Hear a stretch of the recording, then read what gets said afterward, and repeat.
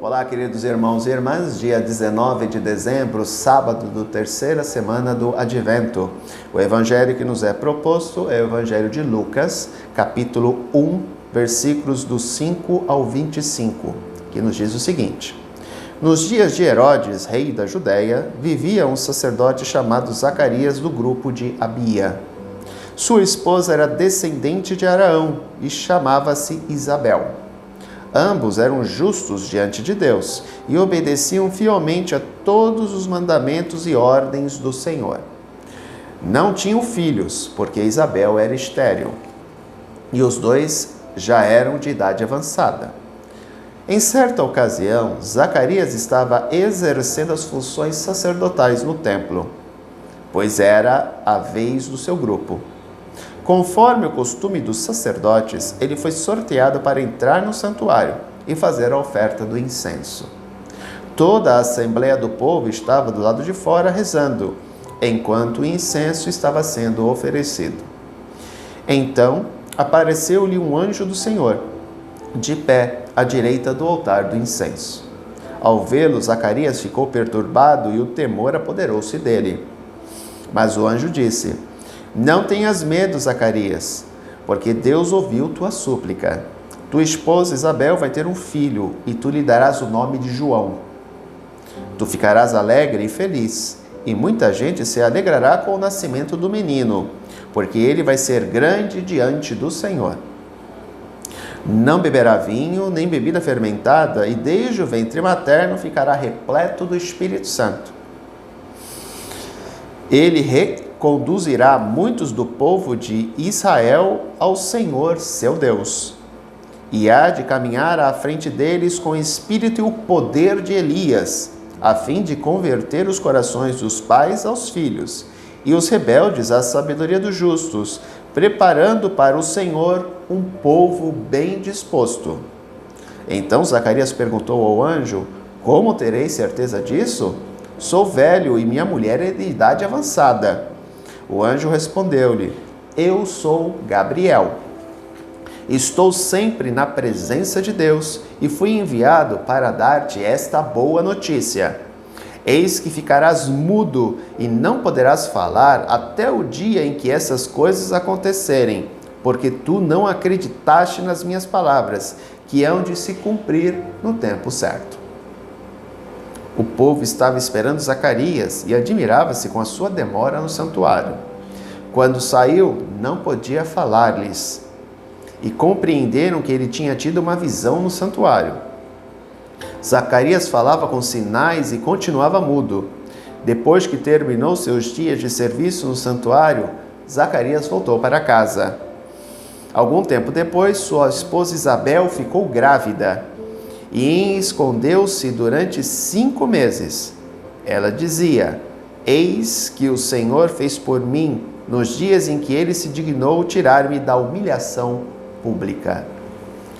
O texto de hoje nos apresenta o momento da anunciação da chegada do último dos grandes profetas, João o Batista, o filho de Zacarias e Isabel.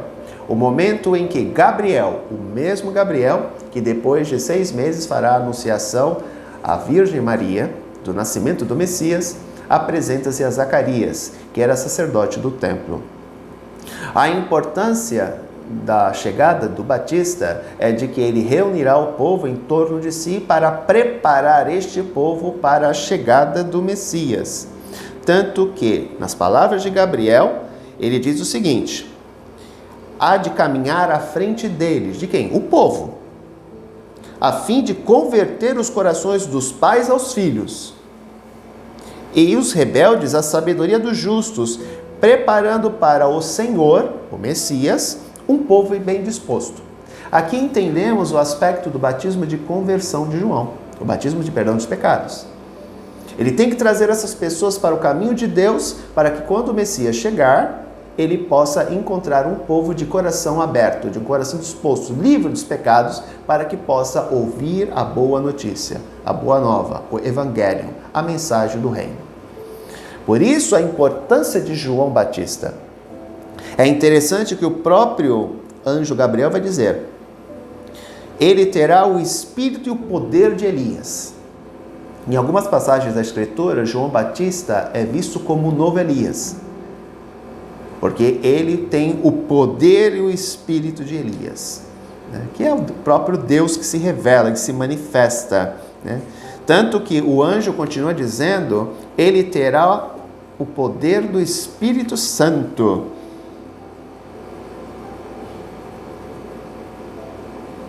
O Espírito, repleto do Espírito Santo, ele ficará repleto do Espírito Santo. Lembremos da visita de Maria e Isabel. Quando ouvia a saudação, a tua saudação, a criança estremeceu de alegria em meu ventre. É a manifestação do Espírito do Senhor que está sobre o seu ungido, o João Batista, aquele que irá indicar o ungido do Senhor, né? Lembremos do texto de Isaías, que nós refletimos essa semana. O Espírito do Senhor está sobre mim, porque Ele me ungiu com a sua unção, para anunciar o boa nova aos pobres, para curar os cegos, libertar os cativos e proclamar o ano da graça do Senhor.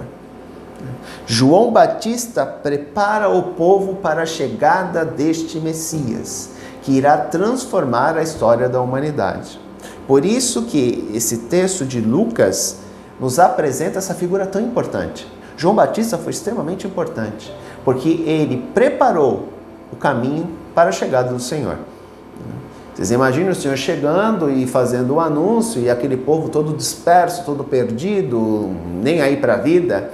Quando Jesus se apresenta e inicia o seu ministério, uma boa parte da população já estava preparada, porque aqueles que ouviram a voz do Batista automaticamente vão reconhecer em Jesus o Messias. Lembremos que em outra passagem ele vai apontar: eis o Cordeiro de Deus, aquele que tira o pecado do mundo.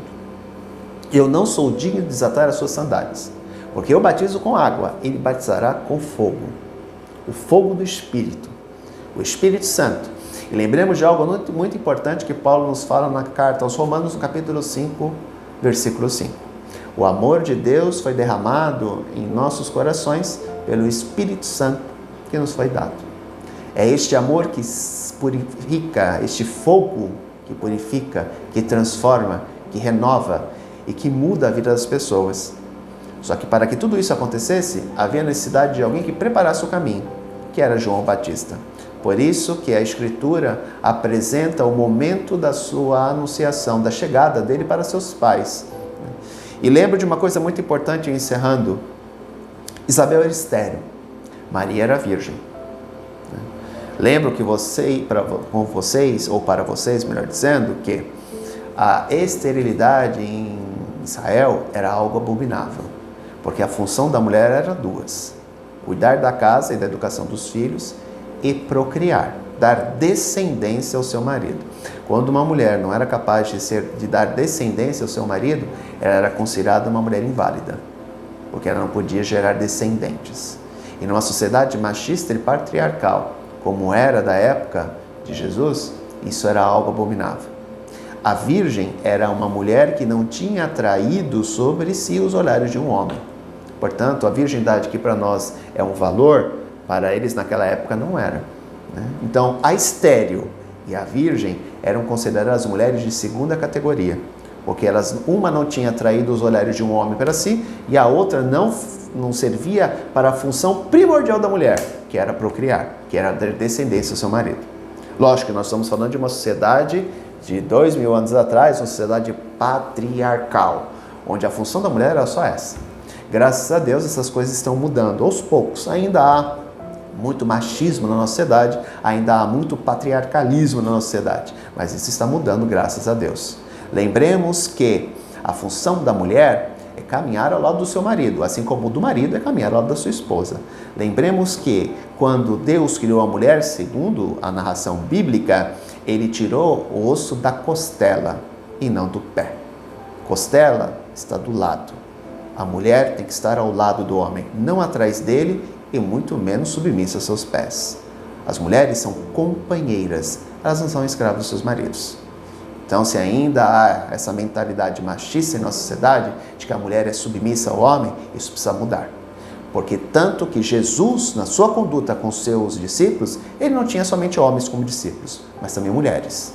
E ele mudou essa categoria, porque em Israel as mulheres não eram discípulas dos grandes mestres. Jesus quebrou isso. Ele tinha discípulos e discípulas, porque para Deus, homem e mulher são seus filhos. A mulher não tem que ser submissa ao homem. Ela tem que ser tratada com dignidade, porque ela tem que estar ao lado do homem, no mesmo nível. Lembro a vocês, encerro, que uma relação é feita entre iguais. A relação não é feita de submissão. Em qualquer tipo de relação entre homem e mulher, a relação tem que se dar entre iguais. Amanhã nós nos vemos na missa às 9h30 da manhã.